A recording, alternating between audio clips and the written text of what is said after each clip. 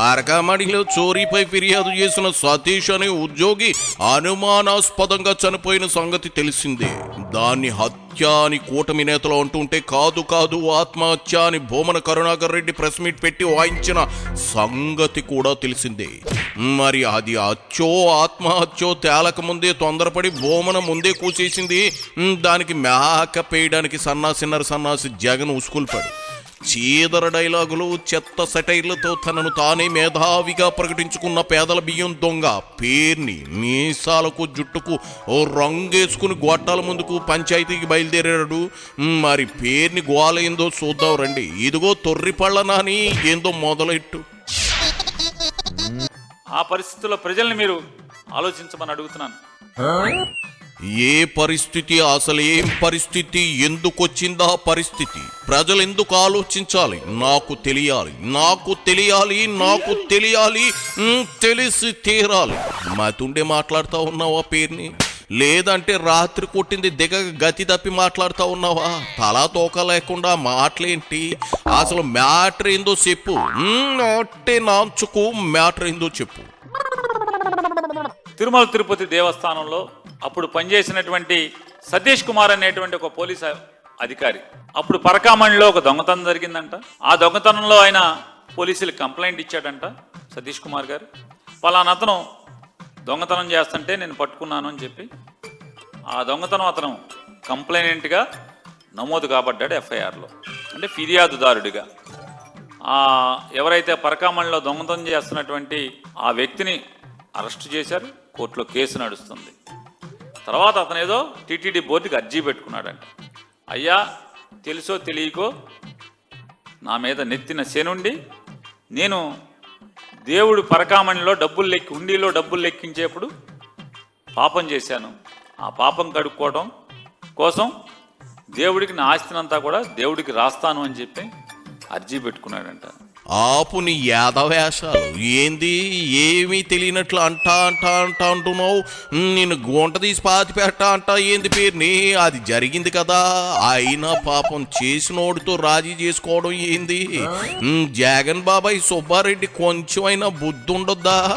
డబ్బులు తీస్తూ దొరికిపోయిన వ్యక్తితో సెటిల్మెంట్లు ఏంది అంటూ నువ్వు సన్నాయి నోకులు నోకమహక. అది 100% జరిగింది కాబట్టి ఇప్పుడు ఈ పరిస్థితి వచ్చి పడింది.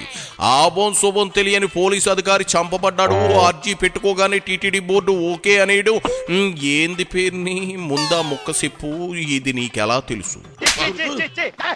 టీటీడీ బోర్డు ఆమోదించిందంట. ఇవన్నీ మీడియాలో చదివిందే మనం. ఆమోదించారంట. టీటీడీ బోర్డు ఆలోచన మేరకు అది ఆమోదించినటువంటి ఆమోదం మేరకు పై అధికారుల యొక్క ఆదేశం మేరకు అతను కోర్టుకు వెళ్ళి విత్డ్రా పిటిషన్ ఫైల్ చేశాడంట ఈ సతీష్ కుమార్ గారు. దానికి ఇవాళ ఆయన సిఐగా పనిచేస్తున్నాడు. రైల్వేలో పనిచేస్తుంటే ఆయన 13వ తారీఖు సాయంత్రం చీకటి పడ్డ తర్వాత 7:30కి ఇంట్లోంచి బయటకు వచ్చారంట. ఇది వాళ్ళ కుటుంబ సభ్యులు చెప్పినటువంటి వెల్లడించినటువంటి విషయం. అంటే 13వ తారీఖు సాయంత్రం 7 గంటల చిల్లరకి ఆయన ఇంట్లోంచి బయటకు వచ్చారని ఇంట్లో వాళ్ళు చెప్తున్నారు. రాత్రి 12ంటికో ఎప్పుడో 12 చిల్లరకో రైల్వే స్టేషన్కి వచ్చారని చెప్పి రైల్వే వాళ్ళు చెప్పారని మీడియా చెప్తుంది. తెలుగుదేశం మీడియా కూడా చెప్తుంది. 12 చిల్లరకి రైల్వే స్టేషన్కి వచ్చి రైలు ఎక్కారని చెప్పని.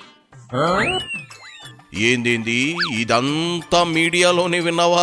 నీకు పరకామణిలో జరిగిన దొంగతనం గురించి కానీ, తర్వాత జరిగిన సెటిల్మెంట్ గురించి కానీ, ఆస్తులు కరుణాకర్ రెడ్డి బంధువులు బినామీల మీద రాయించుకోవడం కానీ ఏమీ తెలియదా?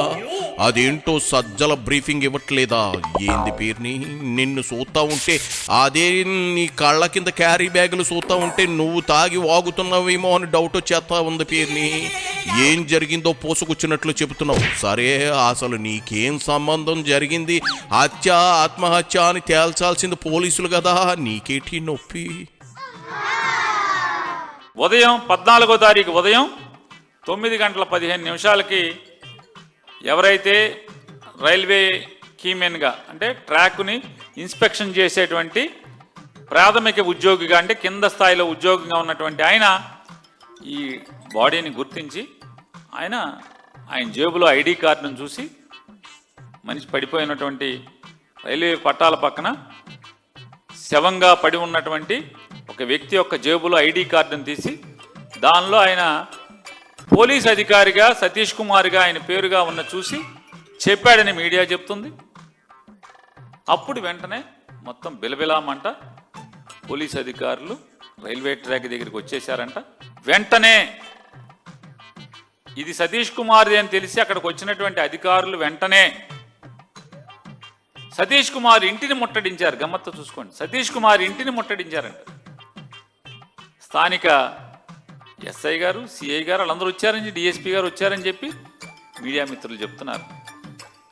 ఇల్లు దిగ్బంధం చేసి, అమ్మా మీ ఆయన చచ్చిపోయాడని కాదు చెప్తాకు వచ్చింది, అమ్మా నీ భర్త చచ్చిపోయాడు లేడమ్మా అని చెప్పి బాధతో చెప్తాకు కాదు ఆ ఇంటికి వచ్చింది. ఆ ఇల్లు మొత్తాన్ని జల్లెడి పడతాకు వచ్చారని చెప్పి ఆ కుటుంబ సభ్యులు చెప్తున్నారు.